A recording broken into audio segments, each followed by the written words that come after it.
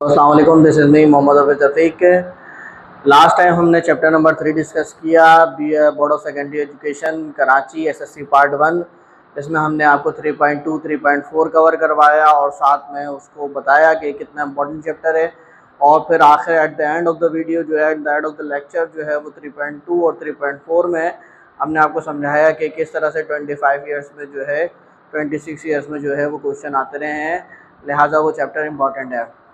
इसी तरह से आज हम डिस्कस करेंगे फैक्टराइजेशन को। और फैक्टराइजेशन को डिस्कस करने के लिए ज़्यादा ज़रूरी है कि आप इस बात को समझें कि फैक्टराइजेशन उन गिने चुने टॉपिक्स में से एक है जिस पे बच्चे को अगर कमांड आ जाए तो इसका मतलब ये है कि वो बच्चा जो है वो मैथ में काफ़ी अच्छा है। ठीक है, पहली बात तो ये हो गई। दूसरी बात ये कि चैप्टर नंबर 4 जो है आपका फैक्टराइजेशन का, ये कोई 3 4 5 लेक्चर्स पे कवर नहीं होगा, बल्कि इससे ज़्यादा लेक्चर्स पे कवर होगा। और उसकी वजह ये है कि ये लेंदी टॉपिक्स में से एक टॉपिक है। अगर आप इसे तहम्मुल के साथ स्टेप बाय स्टेप समझते हैं और कवर करते हैं तो फिर इंशाअल्लाह ताला नेक्स्ट टाइम आप किसी भी जो है वो स्टैंडर्ड में स्टडी कर रहे हो लेकिन आपको जो है उससे हवाले से कोई परेशानी नहीं होगी। तो चलते हैं हम अपने टॉपिक की तरफ। सबसे पहला उसूल लिख के दिखाया गया है आपको कि उसूल नंबर 1 है। सबसे पहले देखेंगे कॉमन निकल रहा है या नहीं। अगर कॉमन निकल रहा है इससे क्या मुराद है? कॉमन निकलने से मुराद ये है कि आपके पास एक सवाल गिवन है 2a की पावर 6 प्लस 4a की पावर 4 प्लस a स्क्वायर। अब यहाँ 3 टर्म्स गिवन हैं, ठीक है। उसूल नंबर 2 भी डिस्कस कर लेते हैं साथ ही साथ, फिर देखेंगे कि टर्म्स कितनी हैं। अगर 6 होंगी तो 2 में ब्रेक कर देंगे और अगर 4 होगी जब भी यही करेंगे। मतलब अगर 6 आ जाए 4 आ जाए तो हम, अगर सारी टर्म्स में से कुछ कॉमन नहीं निकल रहा तो हम फिर 6 को जो है वो 2 में ब्रेक कर देंगे, मतलब 3 पेयर बन जाएंगे। और अगर 4 हैं तो 2 में ब्रेक कर देंगे तो 2 पेयर बन जाएंगे। फिर उसूल नंबर 3 है, फिर देखेंगे कि कुछ कॉमन निकल रहा है या नहीं, निकल रहा होगा तो निकाल देंगे। सबसे पहला उसूल यही है फैक्टराइजेशन में कि आपको कॉमन निकालना आना चाहिए। स्टार्ट करते हैं अपना क्वेश्चन। 2a की पावर 6 प्लस 4a की पावर 4 प्लस a स्क्वायर। अब बात यह है कि आपको सबसे पहले ये भी पता होना चाहिए कि कॉमन निकलने से क्या मुराद है। जैसे बिलफर्ज कर लीजिए कि अगर मैं आपके पास 2 नंबर रखूं 2 और 4, तो आपसे मैं पूछूं 2 और 4 में क्या कॉमन है, इसका मतलब ये होगा कि 2 और 4 में 2 कॉमन है। कैसे कॉमन है? वो ऐसे कॉमन है कि 4 के पास जो है वो 2 टाइम्स क्या है, 2 है। 4 के पास जो है वो 2 टाइम्स 2 है और 2 के टाइम पास जो है वो सिर्फ 1 टाइम ही है। इसका मतलब ये कि 2 मल्टीप्लाई बाय 1 है। हम जब आगे चल करके कॉमन लेंगे और आपको कहेंगे कि जी 2 कॉमन लीजिए, तो जब 2 कॉमन ले लेंगे तो यहाँ से ये 1 बचता हुआ नजर आएगा, अगर इसके साथ कोई वेरिएबल मौजूद ना हो तो।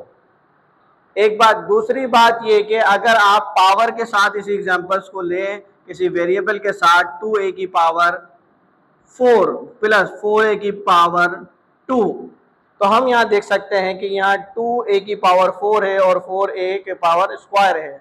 अब इसका क्या मतलब है? इसका मतलब ये है कि a की पावर 4 के पास 2 जो है वो 1 टाइम है और a स्क्वायर के पास कितना है, 2 टाइम है। कैसे?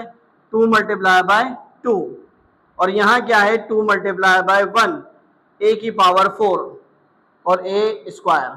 ठीक, अब मजीद कॉमन की तरफ जा रहे हैं। ये बिल्कुल मैं आपको 6 स्टैंडर्ड या यूँ समझ ले बिलो द 6 स्टैंडर्ड के ऊपर ले आके पढ़ाने की कोशिश कर रहा हूँ, ताकि आपको ये बात समझ में आ सके कि किस तरह से कॉमन लेते हैं। अगर कॉमन ही लेना नहीं आएगा आपको तो फिर आप फैक्टराइजेशन कवर नहीं कर सकते। अब देखें यहाँ पे 2 मल्टीप्लाई बाय 1 लिख दिया मैंने। a की पावर 4 का क्या मतलब है कि a multiply a multiply a, मतलब 4 टाइम आपने क्या किया, मल्टीप्लाई करवाया किसको, a को। ठीक, क्योंकि पावर क्या हो जाएगी, इस a की पावर 1 है, इस a की पावर भी 1 है, इस a की पावर भी 1 है और इसकी भी 1 है। Same as it is 2 multiply by 2 करेंगे और यहाँ जो स्क्वायर है इसको 2 टाइम लिख देंगे। तो इसका मतलब ये हुआ कि यहाँ पर a कितनी मरतबा है, 2 मरतबा, और यहाँ a कितनी मरतबा है, 4 मरतबा है। तो यहाँ से लीस्ट कॉमन जो आएगा हमारे पास वो क्या आएगा, इस वाली टर्म में से क्या आ जाएगा, 2 कॉमन आ जाएगा। ठीक है, और साथ में क्या आ जाएगा कॉमन, a स्क्वायर। मतलब ये 2 मरतबा कॉमन है, ये 2 मरतबा यहाँ पे भी कॉमन है, तो क्या निकल आएगा ए स्क्वायर। अब जब ए स्क्वायर निकल जाएगा और 2 निकल जाएगा तो यहाँ से क्या बचेगा 1, और यहाँ क्या बचेगा मल्टीप्लाई में ए मल्टीप्लाई ए प्लस। इसी तरह से जब यहाँ से 2 बाहर जाएगा, ये वाला 2 जो है वो बाहर चले जाएगा, तो फिर यहाँ से क्या बचेगा 2, और साथ में क्या बचेगा यहाँ पर आपके पास कोई वैल्यू मौजूद नहीं है, तो इसको हम एज इट इज छोड़ देंगे, या फिर 1 भी लिख सकते हैं हम। ठीक, अब क्या होगा 2a square a multiply by A square 2 1 जा 2 प्लस 2, ये हो जाएगा इसका आंसर। इस तरह से हम कॉमन निकालना सीखते हैं। अगर आपको बुनियादी बातें नहीं पता होंगी तो फिर आप जो है वो फैक्टराइजेशन नहीं कर सकते। अब चलते हैं अपने क्वेश्चन की तरफ। क्वेश्चन हमारे पास क्या है 2a की पावर 6। इस क्वेश्चन को मैं जो भी मैंने आपको समझाया इसको मैं same as it is apply करके यहाँ दिखाऊंगा, लेकिन यहाँ टर्म्स कितनी है 3 टर्म्स है। पहला उसूल है हमारे पास, देखेंगे कि कुछ कॉमन निकल रहा है या नहीं। इसके कॉमन निकलने के लिए ज्यादा जरूरी है कि आप प्रोडक्टिव फॉर्म में लिखें, मतलब मल्टीप्लाइड फॉर्म में लिखें।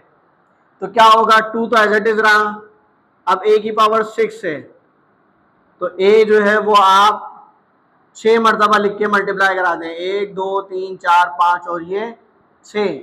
इसी तरह से 4 है, 4 2 मल्टीप्लाई बाई 2 क्या होगा 4 हो जाएगा। a की पावर 4 क्या हो जाएगी a multiply a multiply a multiply a। इसी तरह से a स्क्वायर क्या हो जाएगा a मल्टीप्लाई बाई a।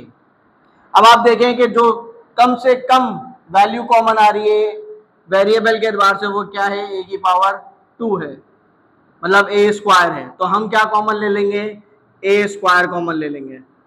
अब a स्क्वायर जब हम कॉमन ले रहे हैं तो 2 और 4 को हम कॉमन नहीं ले सकते। उसकी क्या वजह है कि ये 2 और 4 या इन दोनों में से कोई एक भी यहाँ पर मौजूद नहीं है। अब क्या होगा यहाँ पर a स्क्वायर कॉमन लिया तो यूं समझे कि ये स्क्वायर से a स्क्वायर कैंसिल भी हो सकता है।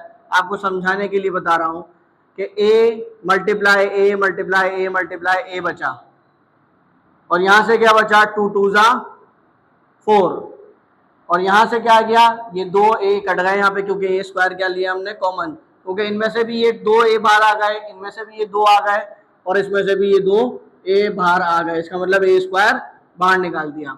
अब यहाँ क्या बचेगा a multiply by a plus. अब जब यहाँ से a मल्टीप्लाई बाई a बाहर आ गया, मतलब a स्क्वायर बाहर आ गया, तो आपके ख्याल में क्या बचेगा।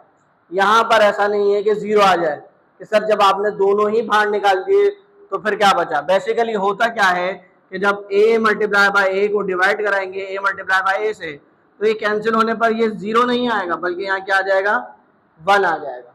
क्योंकि याद रखिए हमेशा वेरिएबल के साथ कोएफिशिएंट 1 होता है।